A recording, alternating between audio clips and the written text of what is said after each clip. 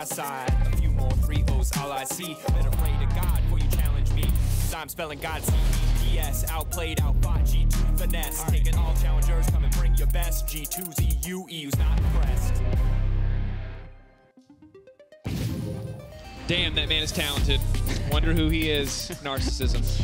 Welcome back to the desk. I'm Bulbasaur. Next to me is Squirtle, and to his right is Charmander. We'll be guiding you through this compelling series.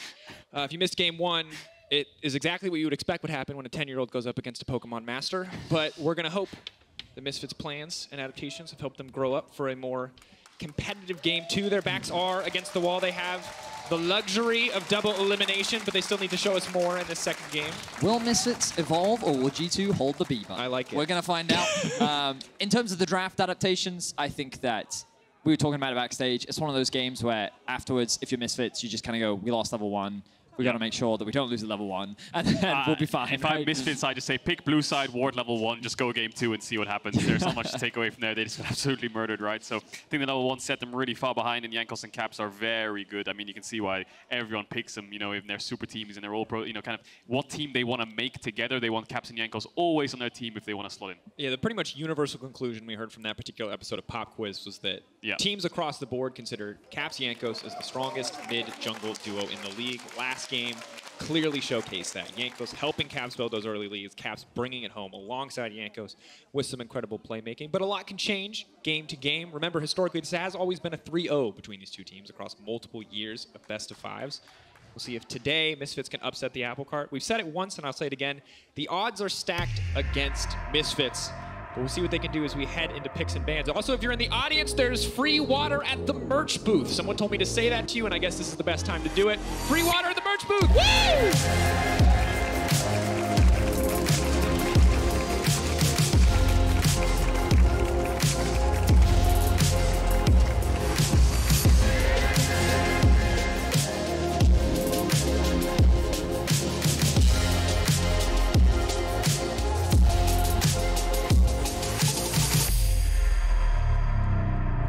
Of course, the viewers at home, we don't want you to feel left out. If you go to your tap and you turn that on, Drakos has now also made that free as well. So drink as much water as your heart's content. I'm not paying your water bill. But hydration check, posture check. Caedrel, you've done one before. I think people appreciate checking. Sit up straight, because brace yourself. This could be... It's game 2. We still got at least 2 more games. Exactly. And for now, Misfits keeping the strategy the same. The Draven hitting the bench. They don't want anything to do with it. The Yuumi also gone. Jarvan, it looks like we might see the exact same bans, but with Misfits now, of course, on the blue side. Now, what is Misfits' first pick then? Do they want to go for the Lucian first pick? The Draven Jarvan screams to me that they want to go for the Sivir again, but they've denied the Senna, so maybe they think that that's swayed away the Yasuo bot. Of course, we've seen Yasuo Gragas bot a lot of the time as well, so there's still options. Trundle down, raises power of Wukong as well, and Vi, the junglers we might expect, but they are maybe going to go for the Sejuani first pick, which is what G2 went for last game, of course. Isn't it fascinating how series are so different? You know, like yesterday we saw such a heavy bot lane focus. In game 1, bot wasn't even a conversation, right? Like this time around though, we're seeing high priority on things like the Sejuani. Now how will G2 respond? Because with the Trundle ban, that's the direction that I thought they would head in, but it looks like that we're back down towards the bot lane priority. Lucian, Nami, locked for G2. Does Misfits just go Sivir, Lulu? Is that just going to be their answer with the Jarvan ban, with the Draven ban as well, denying the Yasuo? All of these bans just kind of instigated they want to play that. Otherwise, they could go for some kind of heavy topside here. Wukong, Sylas tried to start fighting back a bit, get of a brawl. Heavy topside. Zeri, again, a champion that's kind of slipped our minds. Is one of the AD carries, which is incredibly strong as well, when paired with things like the Yuumi and the Lulu. Lulu now coming through, debating on whether or not they actually do want the Zeri here. The Sivir obviously offering them a lot of scaling power, but we saw in the previous game that getting to late game is probably the hardest piece of that puzzle to assemble. Taking their time on what they want to lock in for a third pick. Remember, this time around, G2 are the ones with the luxury of counter pick, with the ones of last pick. Seeing Renekton locked in now. This could be going to the top lane, could tell us that the Sejuani is going to the jungle. We have seen some Renekton mid internationally, but we'll just have to wait and see. For now, though, the Ornn locked in on the top side, and Misfits unlikely to play the Yasuo, so really like seeing the Ornn here. Well, Misfits likely to start banning away junglers now. The question is, what do you try and remove? What direction are G2 looking for? Because they do have a very solid bot lane. They have, like, already they have a very solid core. You know, you have a very powerful 2v2 that you can look to play through. You have a weak side top that will scale very nicely into the late game. The question is, what option do they want to go for with so many of the already traditional meta junglers banned away. Vi is, of course, still up and available. The Wukong going to be removed. Yeah, I mean, we've seen Jankos on Nocturne, Xin Pantheon. I don't think he'll struggle to find an AD jungler if he needs to pull one out. The question I have is AD carry for Misfits. I think Sivir ban here is almost like a no-brainer for G2 if you're taking away the strong AD carries at Lulu, but then you've still got Aphelios, which might be picked up by Neon as something that pairs pretty well with Lulu. Xayah could work as well. Twitch, Kog'Maw also could work, so just depends on how they fancy the lane phase, how they fancy scaling, what do they actually optimize, but they're going to ban away Sylas instead, so that maybe signals that they want to go for the early Ahri pick again on 4, and that's going to get taken away by Misfits. So good response from Misfits, and now it's just a question of what does Jankos want to play, what does Caps want to play? Do they value counter pick on jungle or mid? And while I have no doubt that both Caps, or the Caps has a deep enough champion pool for that not to be an issue, I do like seeing it taken away. Last playoffs, it was the Ahri given to Caps just about every single game that helped G2 bring it home. So limiting it here, especially after that incredible performance in Game 1, makes sense. But now G2 debating, could just lock in the Vi. Skarner is going to be Zanzarah's answer to that. You have to imagine with this many junglers down, and we've only really seen Skarner from him other than the Sejuani actually will be going jungle, of course, so just slipped my mind there. So there's the Sivir. We expected the ban from G2. That's going to be locked in alongside Lulu, and now it's on Vetheo, his I was hoping choice. for a Cog. I think a Cog would have been really great. Akali, wow. Wow, a blind Akali from Vetheo as well. He's saying, you know what? Comfort. That's what I want. I want something that I can, well, kill people on. And the question is, will he be able to pull it off? Important piece of the League of Legends puzzle, being able to kill people. Well, now we got Renekton on the top side of Sejuani in the jungle. Final response here from G2 Esports. Oh, TF into Akali, classic, of course, can reveal her in the Shroud, so the Vi ult actually has a lot more value into the Akali, which can be... Okay. Caps Twisted Fate. I feel like Caps Twisted Fate is always a weird one for me. It's not that like I've ever thought that he was a bad Twisted Fate player. It's more that like I've never associated the champion with him. Mainly because TF is always one that's like more of a setup rather than you don't have the same independent agency to be able to make those outplays on. And it doesn't help that some of my most recent memories are him playing TF into Damwon, which didn't go super great. But for sure, a phenomenal Twisted Fate player, and it really fits into his playstyle of like looking to push, being able to roam, and into the Akali, the ultimate can easily spot her. And putting even more attention on Flakked, which has been a continued trend from G2 Esports, showing more and more that he's an AD carry that can be relied on. Naturally, people gravitate towards talking about G2's top side, but when Lucian is really that primary massive damage threat for your team, Flakked naturally has to be the guy that we focus on this game and really see how Misfits respond, because they've got the defensive bot lane, we've got an aggressive topside with Renekton, the Akali on Vetheo, an iconic champion for this player, but just have to see how Misfits can make this composition work as they try to find a way back into this series. G2 a lot more stock standard now, no real surprises on the TF. Misfits, similar sort of concept, similar sort of idea as Game 1. So here we go, jumping into Game 2. Misfits need to find a more stable footing in the early game if they want to stand a chance against G2. For them, this is an opportunity to qualify for the World Championship. A win here will lock Misfits a spot at Malmö and the World Championship. G2, of course, already locked, but they would like to go to Malmö too. Let's see which team will be able to come out ahead as we're getting ready to jump into our second match of this best of 5.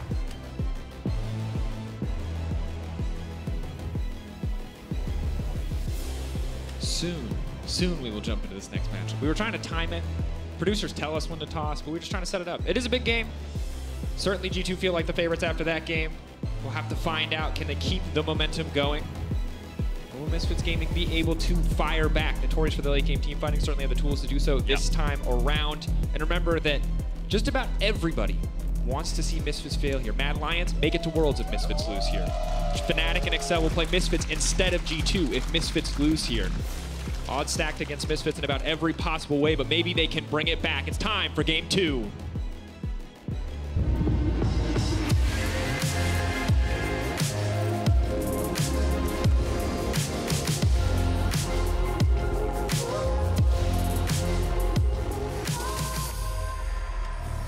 Welcome to Summoner's Rift.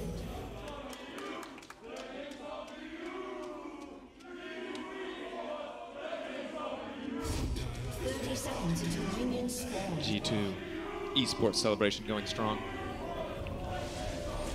Cap's dad also involved in the cheers. Here to watch his son, of course. And will we see any level 1s from G2 again? TF, Vi, not the strongest level 1s, unless they're looking for some kind of bot invade, but I think it's going to be a bit dangerous for them to do it this time around, so we might get more of a stock standard start here.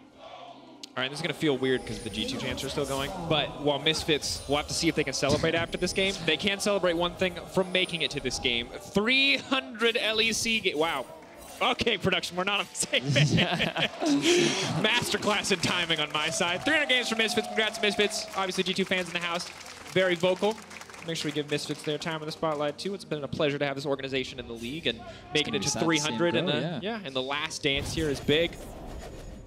For these players, obviously, it's not just about this series, it's about their futures as competitive pro players. I want to put on the best performance they possibly can in their final split. Already defied expectations making it to playoffs. We'll see if they can do it again. Take the game off G2 here.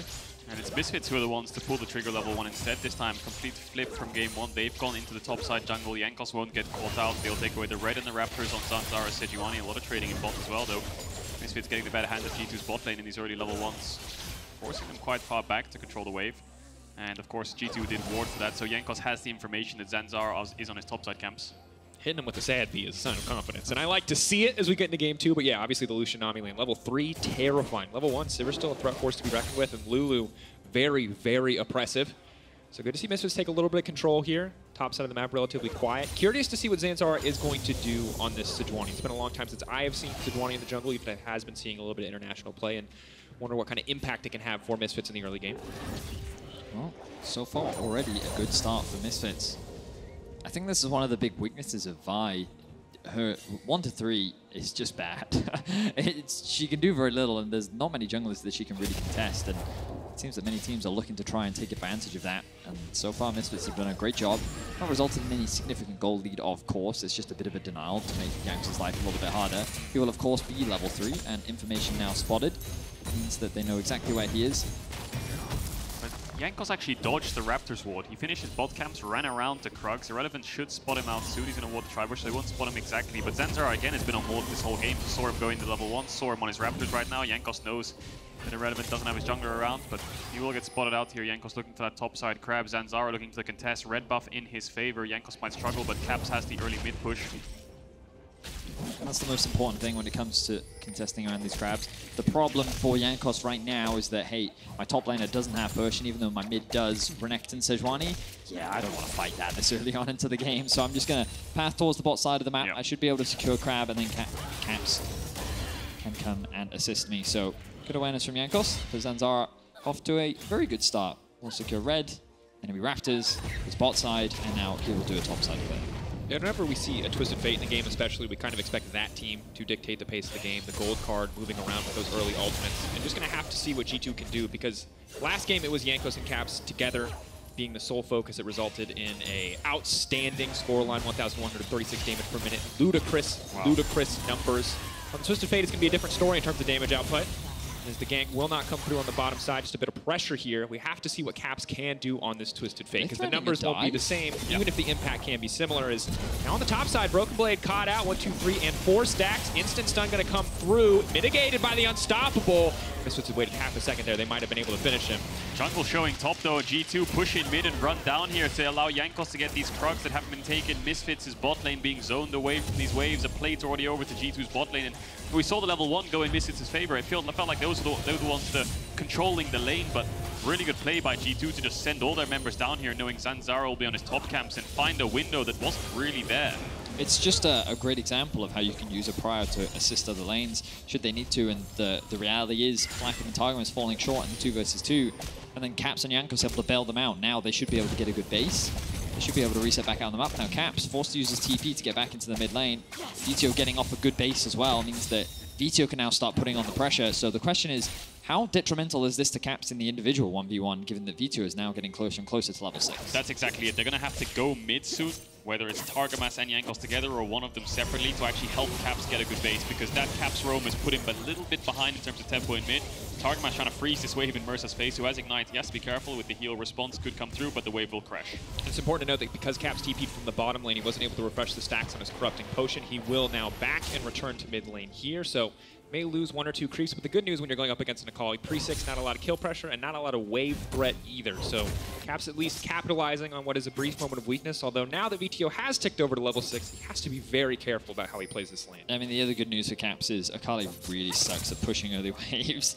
You kind of need level 9 before you have decent wave clear, because the energy cost of your Q is so high at early levels, and it's very difficult to get that energy back as well. So Caps actually had a pretty decent base. He's not going to lose too much off the back of it. But the reality is, as you said, Vetheo is now level 6. This is where he has kill pressure. This is where he starts to become scary. And already he has his eyes set on that top lane. Caps level 6 as well.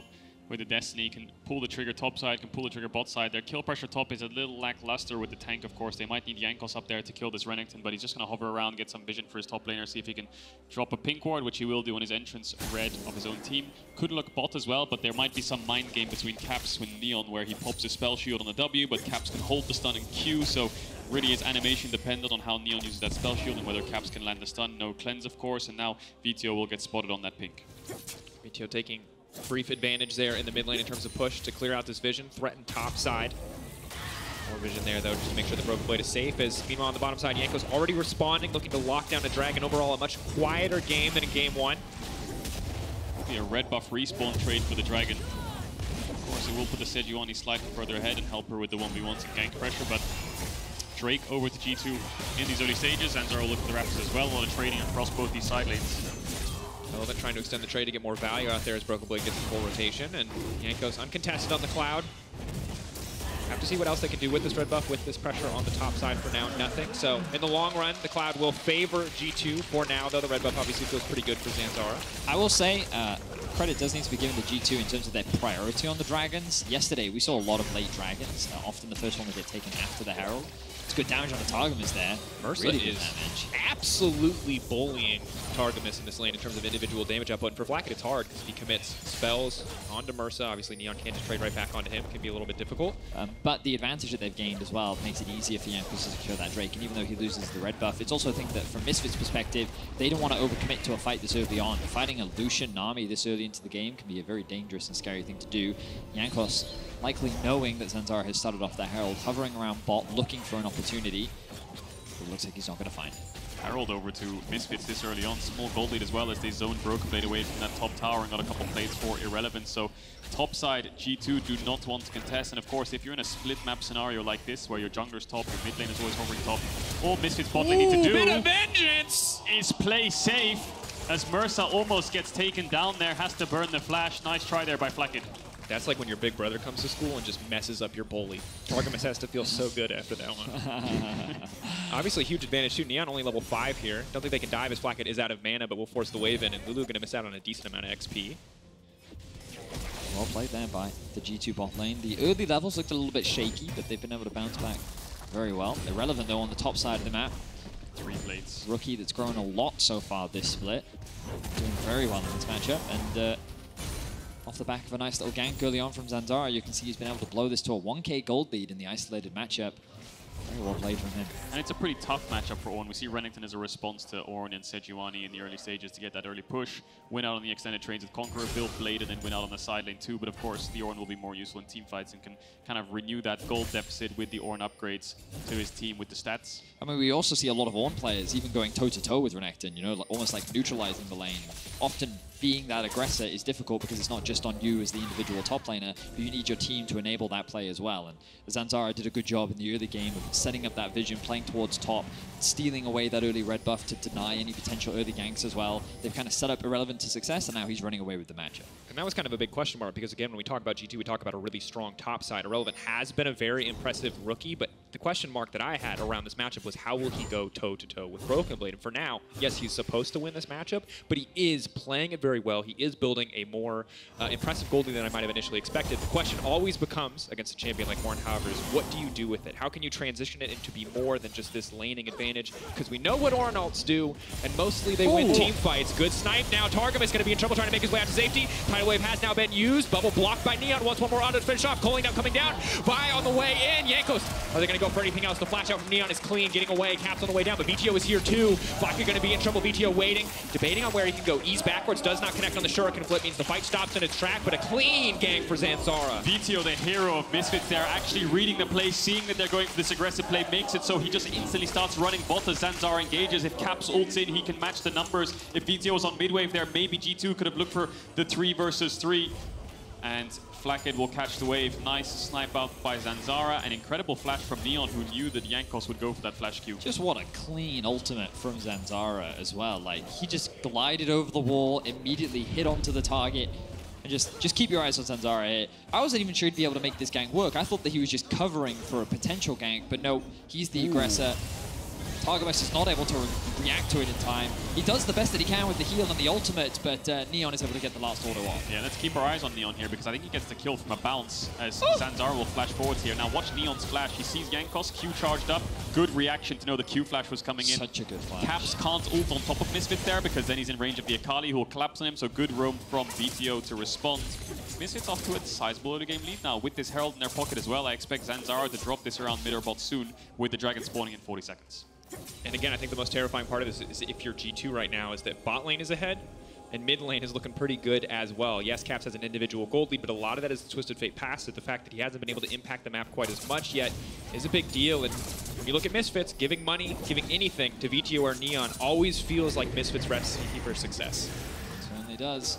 And now they're going to funnel even more money and try and get a bit of damage down onto this tower. They secure another plate. They should be able to. I don't think G2 quite have the wave clear for it. Relevant, great trade top lane. Conqueror proc, he's just monstering out in the individual 1v1 right now. Blade of the Rune King so powerful. Misfits pop the Sivir ult. They're collapsing on Targamas with no flash. Zanzarah has the ult wave. No TF ult either. Oh, Chem Tank, he's just running in. He's just going to slow him down. There's nothing he can do. Damage mitigated to the rest of the team, but now the buy on the backside. Zanzarah just looking for the 1v1. No one else even done damage. He's trying to finish the job. Look at the Sejuani base damage. It's out of control. Jankos in trouble too. The Q. Oh, another one dropping. Misfits slaughter G2 on the bottom side. Misfits continue the proactivity. Their great usage of the Sivir ultimate combined with the Sejuani ultimate. Zanzarah coming up clutch and getting revenge for what G2 did to him in game 1. And Irrelevant's going to get a full top tower. This was solo. Yes, one gank top, but that's a full 5 plates over to the Renekton, who's now 2,000 gold up in isolation. Jungle bot ahead as well for Misfits, and Vetheo sitting pretty happy in this mid matchup as Akali even in CS into the TF. Dragon over to Misfits. 4,500 gold lead as we take a look back at that play. Flakked just kind of walks up thinking he owns the bot side of the map, but Misfits just heralded mid and pushed in the wave, so they're going to collapse down. There's no TF ult either, and you can't TP in just yet too. So getting caught off guard here, and it's Zanzarah who just solos out Flakked. Jankos tries his best to try to peel by going on top of Neon, but he doesn't have the damage alone to take out the Sivir. Look at his HP bars. Neon's full HP, so Jankos just has to run away after trying to peel. And then it's just a Q snipe from Neon. Good to land it. Jankos can't really sidestep that one. Ooh. You don't get to see Sejuani mechanics very often, but Zanzarah utilized his passive so that he wouldn't be slowed. Then he was able to not only apply his other passive to root him, he then followed up with the ultimate to get the double root to maximum CC Flakked to allow him to get the solo. You also get the double ice proc if you do it in that order. Yeah, you get the E proc and then the alt proc after that, whereas if you do it in the other order, you can't actually proc the second stun. Exactly. Shout out to Maurice Amazing Stuckenschneider, who was on the desk and taught me at least about that Sejuani mechanic. I don't know where you heard that one from. Sejuani mechanics, baby, and it looks like Misfits are swapping up the lane phases. They're going to put their bot lane mid, have Vetheo catching top waves and Irrelevant on this bot side of the map. With Herald spawning soon and with Irrelevant having TP, I think Misfits can just start this Herald up as they please, and we'll see if G2 respond, but it'll be very difficult for them to do so. And I want to give a shout out again to Misfits. They have not won this game yet, but when we look at tenacity and the ability to come back from a difficult loss, that's all on the G2 side. You look at quantity of games played, G2 are the veterans through and through for, again, a team that is so incredibly rookie. To come back mentally, to come back strong, to dominate in this early game is an impressive sight. What you're seeing on the side there, just number of all-time LEC games played for each player. You can see Jankos alone, more games than the entire Misfits lineup combined. Yeah, and Misfits lineup, no one really expected it in 2022 here. You've got Neon, who was finishing bottom of the table last year, Zanzarah, who finished last place. Irrelevant and Mersa were in the ERLs last year, and now they're in a winner's upper kind of bracket double elimination playoffs against G2, and they're having a fantastic early game, sitting at 3,500 to 4,500 gold lead right now. Relevant looking for BrokenBlade. Caps now going to come down. They should be able to get him in the 3v1, but can he get a kill back is the big question. Leaping in onto Caps now has been rooted up. There's just so much follow-up CC. He will get cut down here. No one traded back. Good kill pickup for the side of G2. Misfits needs to respond quick. They need to drop the Herald mid or top now that they've picked it up, because they've just committed 3 members there. They've just committed 3 ultimates as well. Top tier 2 is more value in terms of gold. Mid lane tier 2 is more value in terms of map control. Looks like Zanzarah wants to drop it top then, but I think G2 will be in time to respond. See if they can take it down. Misfits committing 4 members to the top side. G2 can match that. BrokenBlade still on the bottom side. No TP available. Herald charging, stun locks up, a lot of chain CC there, but no follow-up damage. The ult now coming in though. Misfits fishing for a little bit of blood. Zanzarah leaping out. Good dash out, waiting as the gold card comes in. Only 1 tower traded back. Top tier 2 for the bot tier 1 alongside the kill onto Renekton. Misfits doing a great job of pushing their lead and showcasing that they definitely can go toe-to-toe with G2. Neon in a prime position to carry this game. And huge props to Zanzarah. Like, let's not forget his incredible story. Coming in halfway through the split, Misfits were really struggling, and all of a sudden he joins and they go on this incredible win streak. He gets Poppy every game. Yeah. People are like, maybe take away his Poppy. You take away his Poppy, you give him his Trundle. Like the man, this is his meta, and he is shining in it. Knight's Vow second, maybe going towards the Warmogs as well later on. Just going to be a supportive tool for Misfits with a lot of damage on the triple threat in top, mid, and bot. But I worry for G2 the longer this game goes in terms of damage. You know, you've got Ornn, Vi, TF. There's not really a carry high DPS champ coming out of that top side. It's a lot of setup, a hell of a lot of setup, yes, but the Lucian needs to be ahead then to carry the DPS in the fights, to start dashing forwards with the culling and the Gale Force. But right now, Flakked sitting at a 1,100 gold deficit. We'll need to start trying to find some fights soon. G2 have a lot of setup to work with. They just need the resources on that carry. Difficult position to play from, no doubt. See if G2 can split up the map, continue to find those picks on side lanes. Misfits playing a little bit more cautiously now, as you can see, Relevant without information on the G2 lineup. We'll just back off, not looking to push his individual advantage any further. Good news for the side of G2 is we now have the Imperial mandate for Targamas alongside Flakked with the Gale Force. The potential to just 100-0, something like the Sivir or Akali, if Vetheo or Neon are out of position, is definitely there. They have the tools, just need to find a way to make it work. Dragon up in 40 seconds. Misfits will want to start stacking those soon to force G2 to fight into them, but G2 want to look for cross maps. They want to look to use TF ult and the Vi move to a side lane when the Dragon is started up, but Jankos might be caught. Bit of damage, stun. Jankos locked up, there's just so much damage! Killing spree!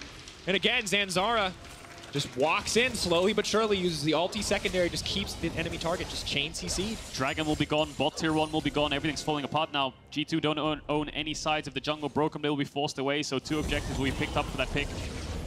Tank, a little bit extra movement speed. BrokenBlade now slowed down. Not going to hit the 4th auto attack, won't be able to fish for the stun, although BrokenBlade could go unstoppable. And Misfits, again, finding small advantages, turning it into something so much more. Dragon up, tower going to go down, everything going in favor of Misfits. Hoping to pick off Vetheo. He can't try to shuriken flip back. It will get canceled, it will get interrupted. He will be cut down. Big shutdown into the back pocket of Flakked. Yeah, that's why Twisted Fate is a very effective pick into the Akali. Very much mitigates her, well, stalling power. G2 are finally able to find a pick back on the map. It will cost them a Drake. It will net them a little bit more control, and maybe they can play for that top tier 1. And that's exactly how G2 want to play the game. They want to cross-map, because they can always cross-map with the TF and try to make a pick on side, because Misfits have 2 champs that want to push outside. Akali, Renekton, both want to play some kind of a 1-3-1-esque style, and that's where the TF can come into punish when Misfits want to make plays for towers or for dragons. G2 want to cross-map. Unfortunately for them, Jankos fell earlier on, and they lost the bot tier 1, so this kill doesn't actually net them anything. But a kill is a kill. They need to get a lot more of that, though. Starts to bring things back in terms of bottom lane gold discrepancy, but when you take a look at the total gold, no surprise to see Misfits should be mostly towards the top of the table, Irrelevant and Neon dominating. Caps bringing it back. Some of that is his assists, some of that is the Twisted Fate passive, but finally Flakked catching up. And of course, he is the man that we are looking at to be the big carry for G2. He's the only person on the team that gets to build full damage items. Even Caps now getting the utility of a rapid-fire cannon for the Twisted Fate. Well, we'll see if he's able to do it. I'm telling you right now, Vetheo, Akali, very few AD carries have been able to escape it. I remember watching, I believe it was Upset Caitlyn. You'd think that with a Morgana and being Caitlyn, he'd be fine. Nope. Melted. He's a very talented Akali player. As you rightly said, Drakos, at the beginning of the game, this is one of his iconic picks. It's something that really drew a lot of attention to him as a player. And you can look at some of his stats on your screen right now. 6 wins, 3 losses, an impressive 6.7 KDA. And nearly a 70% kill participation, which for the record on Akali is really hard. Nice. Akali is not like Jarvan, where Jarvan can throw his E. Oh, I just got 5 assists. How convenient. Akali has to work for her assists. So, yeah, definitely an impressive scoreline for Vetheo on this channel. Misfits starting up the Baron here. G2 see it, of course, because of the Scuttle Crab. They're going to walk in. We'll see what Misfits' response here is. Do they look for the finish? They look for the turn. Vetheo is in a good position to flank. Caps might have to use the ult to get vision. They're looking for it. There it is. Going over the wall, and so just going to try to blow them up. Irrelevant to so much damage. Look at the combo. Oh, they've locked up Vetheo, but everyone else might fall. BrokenBlade still a solid ultimate. Vetheo buying a bit more time by going golden, now leaping backwards. G2 getting routed around the pit. Mersa chasing forward. Irrelevant, just about unstoppable. The snare landing. Oh, the chem tech bringing him home, bringing him into the back line. Misfits can turn right back to the Baron. They have the power of the Sejuani and the Renekton together. They can cut through this so quickly. Fantastic Baron start by Misfits. Really good turn. Zanzarah and Irrelevant, the first ones to go across. Vetheo lives with the stopwatch. Great flank as well. And then it's the back line of Neon and Mersa that cleans house. Just an incredible engage from Zanzarah and Irrelevant. This top jungle have absolutely smurfed this game, and they are going to secure a 21-minute Baron against G2. So let's look at this one again. G2, no vision to work with. Don't invest in the TF ult, and by the time they step forward to ward it, boom, Zanzarah straight across the wall. Vetheo on the side, so Flakked has to run away. Cunning already used Caps and Flakked. Not a lot of backline DPS. The stopwatch popped by Vetheo. And then the Ornn comes in to get a couple knockups, but it's really hard for Caps and Flakked to follow up. What's crazy is Mersa just walked onto the back line and polymorphs Flakked. Caps and Flakked have just stood there looking at this Lulu just being a pain on the backside. And they're able to just clean sweep the fight. A very well executed fight from Misfits. Yeah, and we can see both these teams, when they get leads, they seem to snowball very, very effectively. We saw G2 last game doing it, now Misfits with the early game lead. Very clean snowball so far. And you can see how confident they are to pull the trigger. The second they see BrokenBlade's TP coming out, they know they have a 4-second window to make things happen. They instantly, 2 members are dead by the time BrokenBlade starts casting his ultimate, and that Renekton is a force to be reckoned with. Neon hasn't even 3 items yet. The Sivir's not even scary yet. It's a terrifying place for G2. G2 lack wave clear as well. They don't really have that much. And they're going to engage on the trying to finish it. Flakked instantly dead. That's it. That's the main source of damage. Vetheo dashes right back out. TP coming in. Irrelevant is massive. Oh, it's a slaughter. We're 22 minutes in, and G2 might just try to end it right here. Rather, Misfits might try to end it right here. G2 running out of options. They need to defend their base, but they have no form of damage. They have no reliable form of wave clear. They have to Ornn this wave. They don't have that much wave clear at all. Ornn is the only real reliable thing they have left, but the wave hasn't crashed yet. He can't use it for only 3 creeps. He needs to wait a little bit longer. I don't think Misfits can end unless G2 takes some kind of silly fight, but they will hit the towers. Where is the Ornn? There it is for the wave tech, and Irrelevant stun him. Trying to stop him from getting it. He does get the stun out. The wave is still there, but Misfits are going to back away. They know not to risk it. Flakked coming up in just a moment. Jankos leaping forward with confidence. Caps has ult on respawn. They might want to slow chase this down to try and find some picks, but it looks like Misfits are out. The Dragon up in a minute's time means the Misfits, they recognize the death timers. They recognized that if they overstay, they could end up throwing the game, and it's just not worth it. You have such a monumental lead. Why not just go back to base, reset, spend that gold, and come back out onto the map even stronger than you were before. Guardian Angel and Irrelevant now level 15, and we're going to take a look at that mid dive again. G2 lacking the wave clear, but Flakked with no cleanse, no flash. Zanzarah just sees him step way too far forward, throws the ult over the wall. Everyone piles on top of him, and then it's Caps that gets singled out for the TP of Irrelevant. Zanzarah on the left there, just tanking the tower to make sure his top lane safe. Incredible damage coming out, and Caps falls. The 3 versus 5 kicks off. They only get themselves 1 Nexus tower. You know, I'm so used to Sejuani having the stigma of all of her ultimates missing, but it's very strange to see Zanzarah hit every single one of them like they're homing missiles. Like, every single one of them has just been absolutely on point. Yeah. Zanzarah having a stellar game on Sejuani. He's been involved in 9 of the 10 kills that Misfits have secured. And a secondary shout out to Mersa, 10 of the 10. We've seen this man on Leona put up big numbers. We've seen him absolutely monster in some of these games, but he has been unleashed, shutting down Targamas in lane, being so clutch in these fights, knowing that if anyone burns cooldowns on him, they lose the fight anyway. Fearless now to step forward. G2 though, holding on for the siege, trying to survive as long as they can. 11k gold deficit, not something that's easy to weather. Maybe if they find a pick onto Vetheo, they get something done, but it feels like G2 are already out. Baron buff gone. BrokenBlade might have to ult this wave if Misfits step up. They're using Dragon as an exit objective. They want to keep the pressure on. Ornn locked up, the tidal wave to follow, trying to turn something back. BrokenBlade trying to leap out to safety. Vetheo still standing strong. He goes golden. He buys himself a brief moment. He can't continue. Step forward. God. So much damage. He gets the Shuriken flip. It's big. It's a double.